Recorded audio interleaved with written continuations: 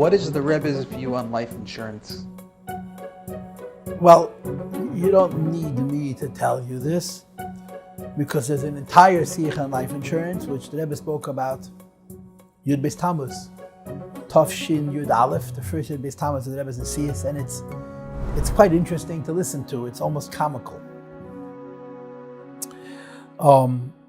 Because the Rebbe described it like this.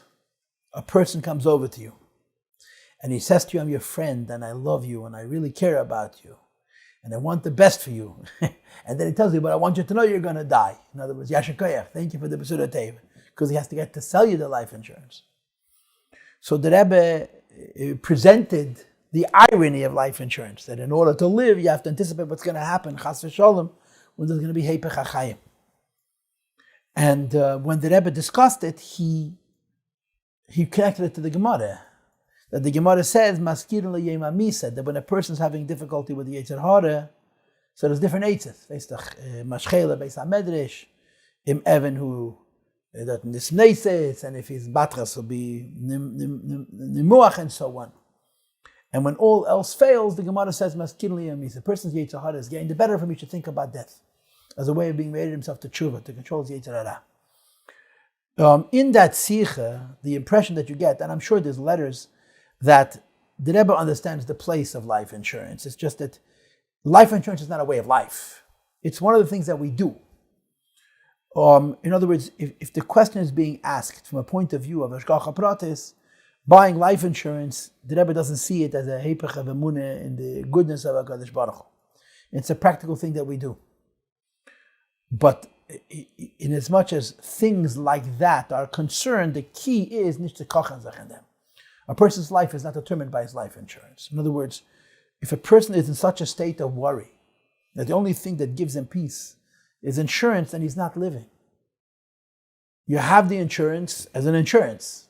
If chas v'shalom, something unforeseen and unforetold, but the life of a person cannot be lived with the sentiment that the life insurance is giving him protection, because it's not healthy for a person to live in fear. And life insurance is predicated on fear. So you have all insurance is predicated on fear. You have the insurance.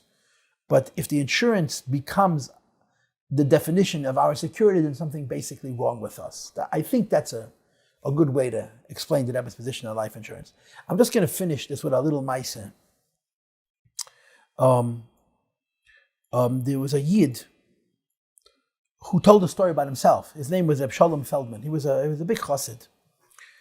And he was a cousin of my father's, Zayin Tzulang Yod. He was in 770 for many years in the 1950s in the Tafshin Yuds. And he came to the Rebbe with a question. Someone had asked him a question. This was Kfar Chabad from 60 years ago. And the question was that they could have lived at the bottom of a hill, which is where all of their Anash were living, but the air wasn't so fresh. And they could have lived on the top of the hill, which was further away from everybody else. The air was fresher, they'd be a little bit more isolated, and they were a little bit concerned of being alone for all kinds of reasons and so forth. So the Rebbe, he came into Yechidus to ask for a relative of his this question. And he tells the story after he passed away, Reb Shalom Feldman passed away. His children published a kuntris of his inyonim, about 100 pages, and I'm sure there's a lot more, and I look forward to reading it in a good show. This is a solicitation, even though the people who produced that probably are not going to see this. That he went into the Rebbe, and he said to the Rebbe that he's asking on behalf of somebody whether they should live in a safer place or in a cleaner place. So the Rebbe said it doesn't make any difference. In other words, they're equally safe. But some people are worriers. And when a person is a worrier, it's very, very difficult to overcome that worry. So when the Rebbe gave him this answer, he felt like he didn't have clarity. The Rebbe did not answer his question. He asked you to live in the bottom of the hill, top of the hill. And the Rebbe said it doesn't make a difference, but some people are. So he asked again. And the Rebbe told him again. For example, the Rebbe said, I'm not a frightened person. I'm not a man who lives in fear. But some people have fears. And because of the fears that they have, there's some things which are simply, they're inhibited. They can't do them. And he still didn't understand what the Rebbe was telling him, so he asked a third time, and this time the Rebbe said, Reb Shalom, what can I tell you? That's just the way it is. Now, The way I understood the Vort, what the Rebbe was saying is, it's much better to live in the fresher air, but the person who's asking that question is afraid to. And it doesn't make a difference how many times you're going to ask. They can't do it. It's beyond their ability. And I think that's the Rebbe's position on life insurance.